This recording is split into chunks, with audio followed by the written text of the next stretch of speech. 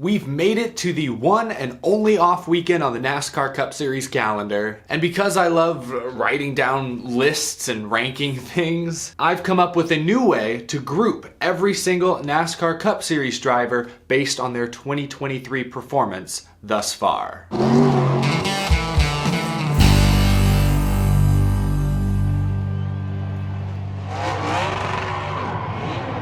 How's it going, y'all? My name is Eric. Welcome to Out of the Groove. Happy Friday. Let me show you how this ranking system is gonna work. Boom! We've got 5 categories starting at the very bottom. Bring on next year. That slot is reserved for drivers who've just had nothing go their way this season. The next category is the hoped for better category. These are drivers who are just underwhelming. I had higher expectations coming into this season. The flip side of that is the next category, exceeding expectations, which I think is pretty self-explanatory. Above that is the category I think will be the most interesting, the everything is great, but category. You'll see some pretty good drivers, some pretty fast cars in this slot that each have one major flaw they need to worry about. Then at the very top, this is their year, reserved for some of this year's top performers who may very well be the Championship 4 favorites. Just to show you how this is going to work, let's begin with Erik Jones. Erik Jones is an easy pick for the bring on next year category. He just got hit with a 60-point penalty that only added insult to injury. He's 30th in points. Had 13 top 10s last year. This year he's only got 2, and they both came at super speedways. This does not look like the same team that won the Southern 500 last year.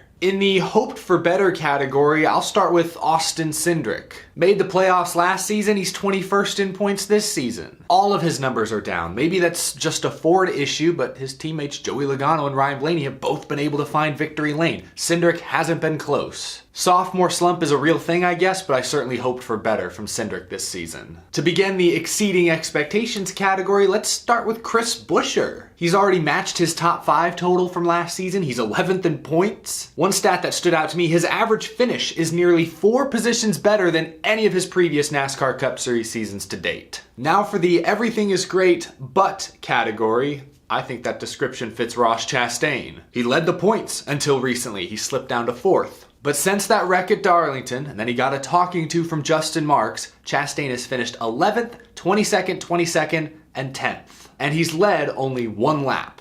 It was a great start to the season, but has Trackhouse lost some of their speed, or has Ross Chastain lost some of his edge? And then in the this is their year category, I think William Byron may be the championship frontrunner at this point. Most laps led, most top 5s, most stage wins, tied for the most race wins. He's 2nd in the regular season points despite that 60-point penalty. This has been William Byron's breakout season. He looks really good. All right, now that we've got kind of an understanding of how these categories are going to work for the most part, let's bounce around a little bit. Put Brad Keselowski in the exceeding expectations category next to his RFK teammate. He's 12th in points, solidly holding on to a playoff spot, and like his teammate, has improved on his average finish by nearly 4 positions. Let's talk about Martin Truex Jr. He belongs in the this is their year category. I can smell that 2nd championship. He's been close a few times. This could be the year he finally breaks through. He's got 2 wins. He's the most recent winner, Sonoma. He's also leading the regular season standings. I predicted Truex would have a bounce back year after still being good last season but missing the playoffs. Even I didn't expect him to be leading the points at this point in the season.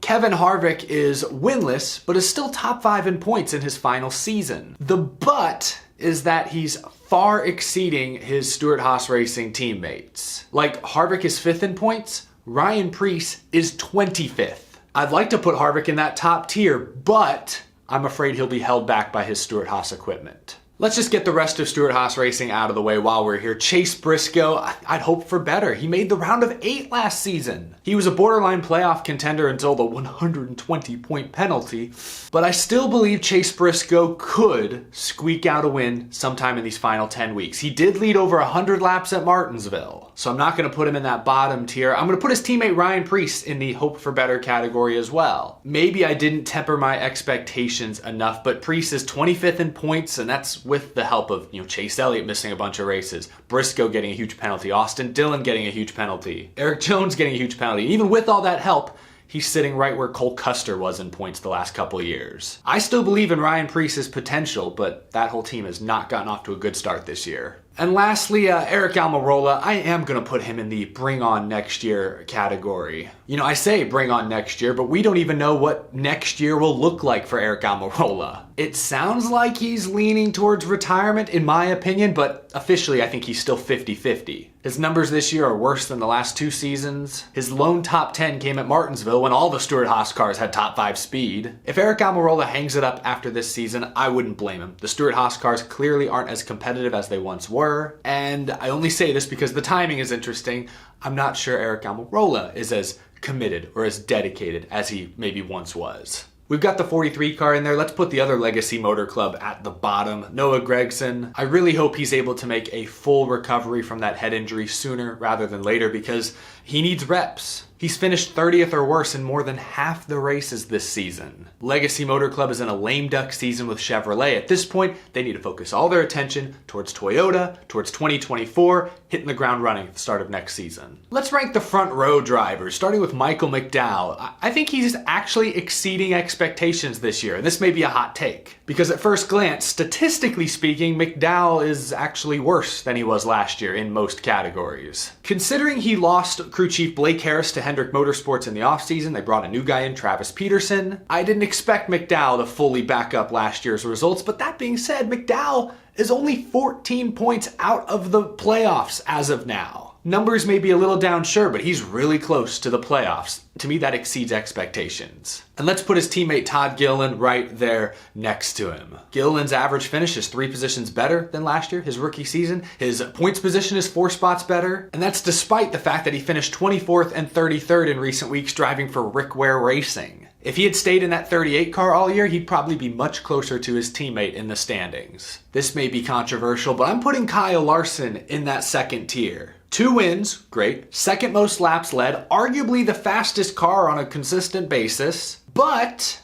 he's tied for the series lead with 5 DNFs. It has truly been checkers or wreckers. Keep in mind, he has not suffered any points penalties, yet Larson is 10th in the standings right now. Every single spot in the regular season standings is worth a playoff point. You can't afford to leave too many of those on the table. Let's talk about Kaulig Racing real quick. I'm gonna put AJ Allmendinger in the...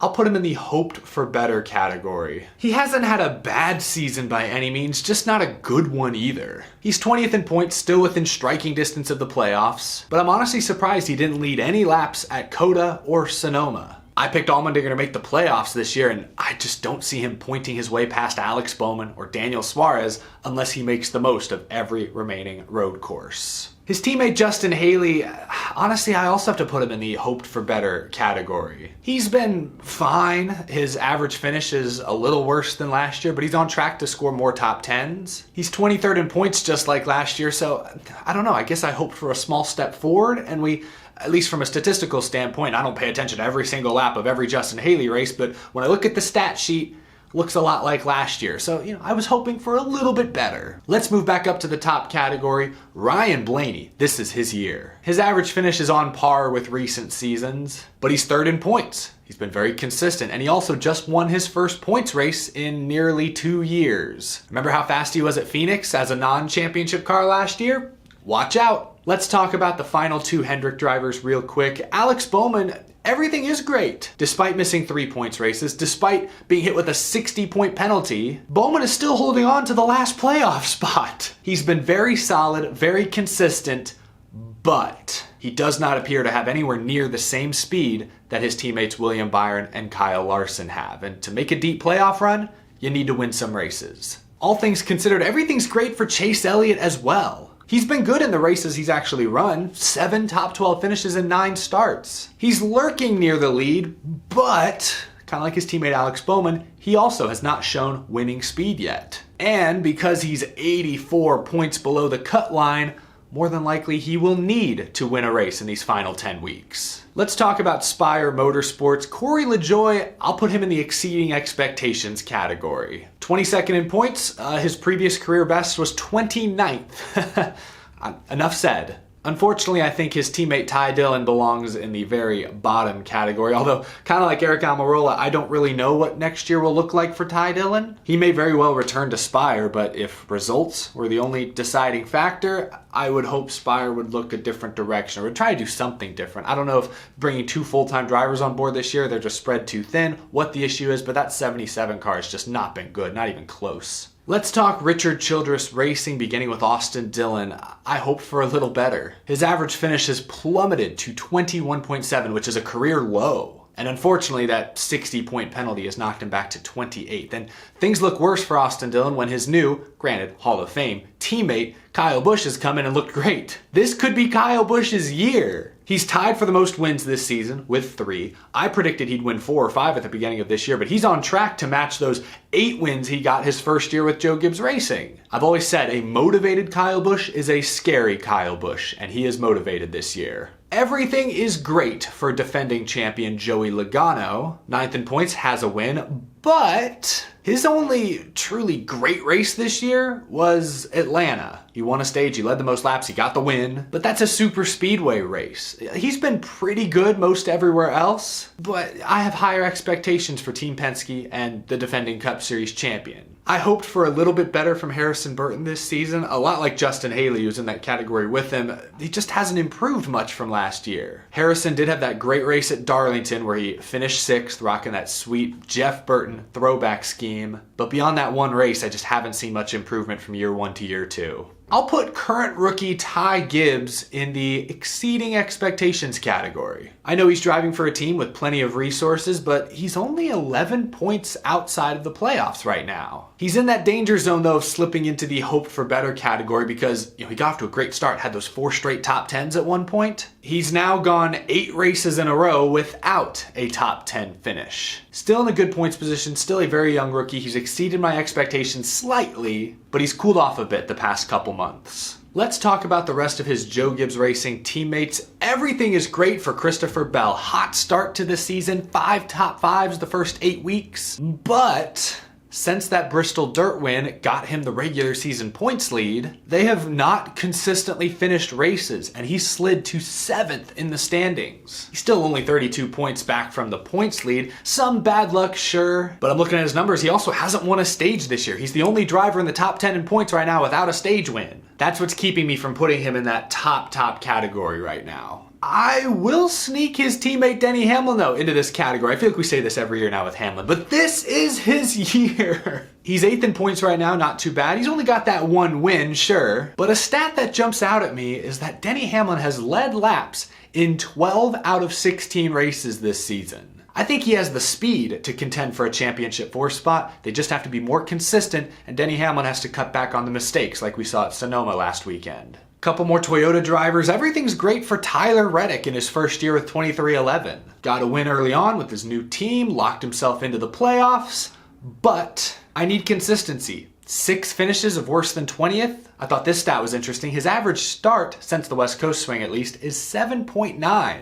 That's fantastic, but his average finish is worse than 14th. Not terrible, but there's a bigger gap there than I'd like to see. If you're qualifying up front in a day and age when track position is king more times than not, I want to see you stay up front longer, more consistently. Last Toyota driver is Bubba Wallace. I think he's exceeding expectations this year. You got to compare this season to the previous 2 years in that 23 car. He's 15th in points right now.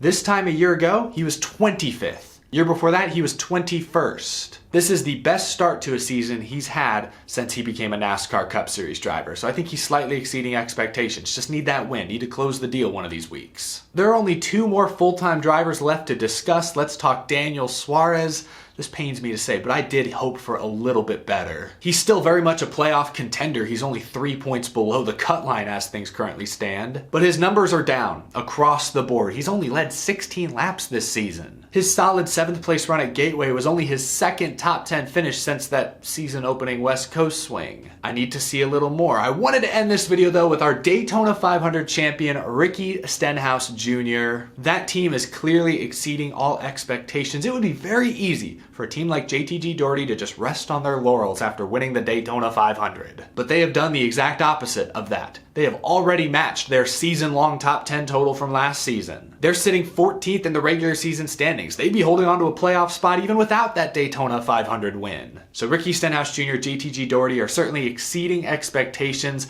My question going forward is this their peak? Or can this team take even another step forward and maybe be a legit threat come October? Because right now, while they're going to be in the playoffs, it appears, I don't see Stenhouse making it, certainly not past the round of 12, but maybe not even past the round of 16. So where is this team's peak? That's what I want to know now. Anyway, yeah, let's just zoom out and look at the list. Do you agree? Do you disagree? Do you feel like I was fair to your favorite driver? Let me know what you think down in the comment section below. Again, if I were to sort of resort this list, everyone in the this is their year category, I believe is a Championship 4 favorite. I know I've got 5 drivers in there, maybe Hamlin's the odd man out. Everyone in the second tier, the everything's great but category, absolutely are championship contenders. They just need to fix, like I said, that one flaw or overcome that one obstacle that I talked about. The exceeding expectations tier, maybe there's 1 or 2 surprises from that group that can make a deep playoff run.